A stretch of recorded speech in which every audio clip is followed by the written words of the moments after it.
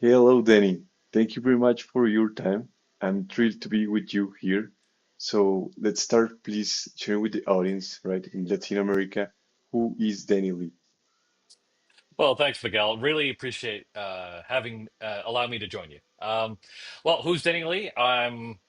Uh, I'm a dad for starters of three crazy daughters, but I think you're really asking why are we talking data and AI? And so myself, I'm a Spark contributor, Apache Spark contributor, um, Apache Spark, Apache Iceberg contributor, as well as an MLflow Unity catalog and Delta Lake maintainer.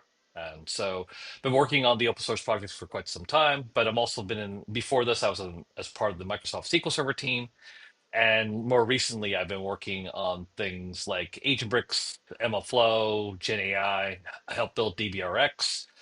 Before we, went ahead and said, "Nah, that's okay. We don't need that anymore." And so I've been around the data and AI space for quite some time. Joined Databricks back in 2015, and so yeah, longtime Brickster as well. So Miguel, really appreciate you having me join here. I appreciate you, Danny. I mean, you have a tremendous experience, right? You have been working in Databricks, let's say, since the beginnings, right?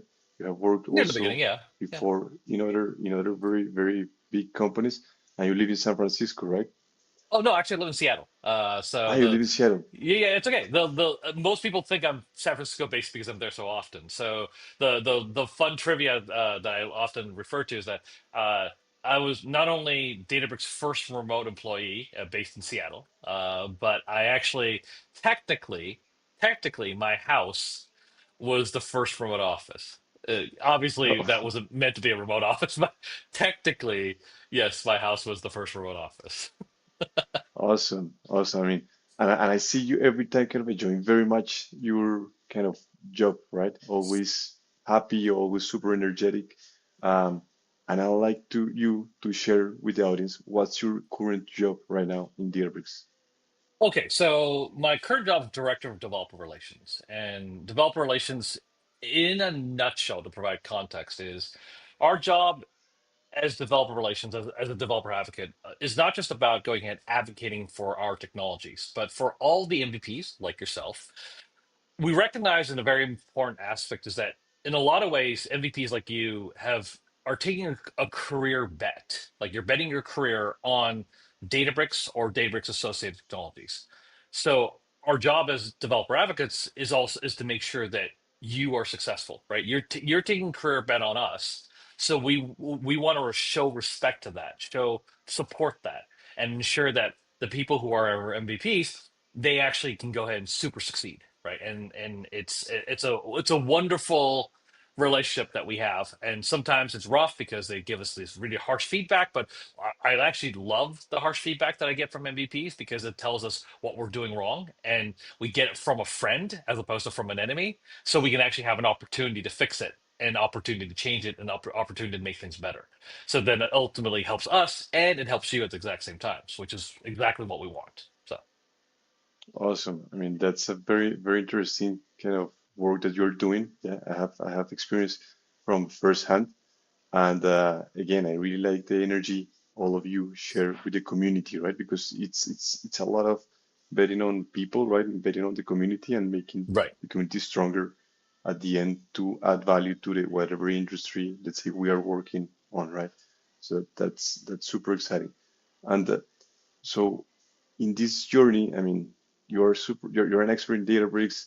I mean, probably you assume everybody knows about what's Databricks, right? But can you share with us a little bit of the story of Databricks? Oh, absolutely. Love to.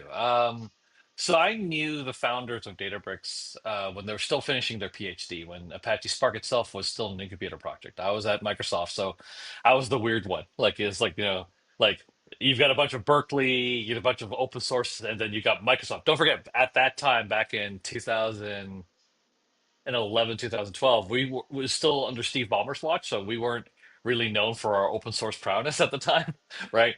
And so, like, I was definitely the odd man out. They're like, "Wait, what the heck is this Microsoft guy doing here?" And then, wait, he's actually writing code. Oh, he's actually helping us. So that's actually how come I got to know a lot of the founders. And so the best way I could describe Databricks in the journey is that right now we're 10,000 people. When I joined, I was employee number 58. When we started, we were very much about talking about Apache Spark. We loved it. We wanted to educate the community. It was awesome. We're super excited to have these type of conversations. Boom. Right. And then over time, we recognized, oh, we need to do ETL.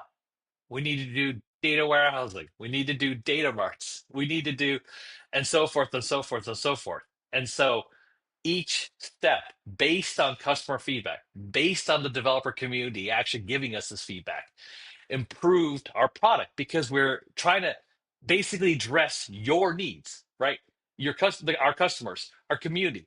They're giving us this feedback that they want X, Y, and Z. So that's why we kept on building X, Y, and Z. So when you look at Databricks now, it's a whole new thing. It's way beyond what Apache Spark, how it started off.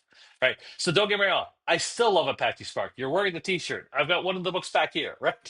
Right. It's not like we don't love Apache Spark. We absolutely love Apache Spark. We love the open source community. But what Databricks does is go from ETL ingestion to ETL all the way to the ability to do fine tuning your models if you wanted to. And so the 11-second pitch of what Databricks is now is, and I actually happen to own the URLs for this, Data and AI OS. We're the data and AI operating system. That's actually when I first joined Databricks, that's actually how I looked at us. And oh boy, did not expect us to achieve that goal right now, which is amazingly cool. Awesome. I really love that kind of simplification, right? And that kind of, let's say, elevator pitch, right? Of the being the data and AI always. I believe that's definitely kind of what's Databricks and why I have been super engaged with with this technology, which I believe that your kind of key factor of success is exactly what you mentioned, right? You have been obsessed with, let's say, kind of product feedback, right, or user feedback, and you Hmm. have built an incredible product market fit. So, in that same line of thought, right, talking about product market fit, um, what would you say, let's say, is kind of the vision that you have, right, for the next 5 years, being already like a 100 billion company? So, piggybacking off the idea of the data and AI operating system, right? That we're in some cases already there. In some cases, we're still have a little bit of work to do. But basically, if you're building any data platforms that leverage our platform, that is, right, or AI platform that leverages ours, right, you can run on any of all three clouds unequivocally, and it's the same thing. Whether you're on AWS, on Azure, on GCP, right? And so this simplifies things quite a bit, right? And so that's why we have a data and AI operating system. But what's next is, and you're already seeing it. Like for example, the acquisition of Neon, right, to for transactional database systems, right? The continuing push on how to have opinionated systems on how to build agents, right? So how to build apps easily, so that way you build the app once and then it works on all three clouds automatically, right? You need to build an app that basically is leveraging or using or showcasing an agent. Again, build it once. It works on all three clouds. We have opinion ways on how to build agents, so that way we make it easier for you. You need to cache that data, no problem. We have Lakebase there or Neon, right, to go ahead and actually make that process easier, right, simpler. All under the unified governance of Unity Catalog, right? So that way it's all safe. And so there's all sorts of different routes we're going, but it's becoming very apparent that when it comes to that, we're we're going beyond just the analytics and even just the AI, but basically making sure that when you build the front end applications that people want to use, that we have all the components, like I said, like a transactional database like Lakebase or Neon, or like the agents, or building AI, or leveraging AI, or more importantly, making AI cheaper for you, right? Significantly cheaper, which is the whole point of this, right? That's why we give you opinion ways, because we think it's a little bit faster and more importantly cheaper for you. And so that's what we see. right? We see that we're trying to extend and expand that. That's why we even have early stage startup programs like the Databricks AI Accelerator program, specifically for if you are a small company, the early stage startup that wants to go ahead and dive into AI and build a really cool AI application, right? We have credits, we have funds, like many other like early stage startup programs. So we have ours. We just launched ours, I think, about 2 months ago now, right? And so these are unequivocally where we think things are going. Like AI, if you listen to Ollie talk about it, Ollie's been warning everybody that our CEO that has been warning everybody there is an AI bubble. And yeah, I unequivocally agree with him, right? There is an AI bubble, but that doesn't mean AI isn't extremely useful, right? It's just like when we say like there's a dot-com bubble or was the BI bubble. Yeah, they all existed, but it doesn't mean we weren't using we're not doing .com now. It doesn't mean we're not using BI now. It just means there was a bubble, and the people or the companies and or the developers that actually are successful in the .com bubble or the BI bubble or whatever else were the ones that basically knew how to do it in the most cost efficient way possible and actually had actual business problems that they were solving. All right. We look at AI in the exact same way, right? That you have a real problem, you try to do it cost efficiently. Okay, that's how you're going to succeed. Awesome. I believe that's an incredible piece of advice, Danny. Uh, we can keep talking, right? Like for Sure. long hours. But yeah, I'll just really like to wrap up this interview, right? Basically, you kind of sharing like a piece of advice, right, to the community who is kind of hearing you, mainly like, I don't know, developers, but also C-levels, right, which are actually jumping into this AI kind of way, right?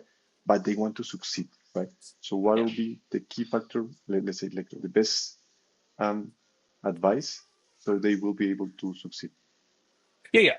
Unequivocally. So this is advice I'm giving has nothing to do with Databricks. I'll do a little toss in for Databricks afterwards, but the advice I'm giving right this second, I believe right now, is not Databricks specific, right? The context unequivocally is don't go big right away.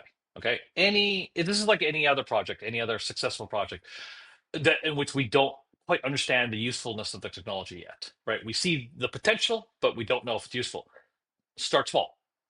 All right. I remember customers had come in, they were asking, like, yeah, look, we want to pre-train our own models when ChatGPT came out. They're like, yeah, we'll spend $5 million. And we're going like, and we basically were going like, no. And they're like, wait, what do you mean no? I'm like, you're not going to be successful. And so a bunch of them listened to us and did our advice, which is like, okay, look, I want you to run like 50, 100 small projects that like maybe only cost you 100 to $200 or even if even that much, right?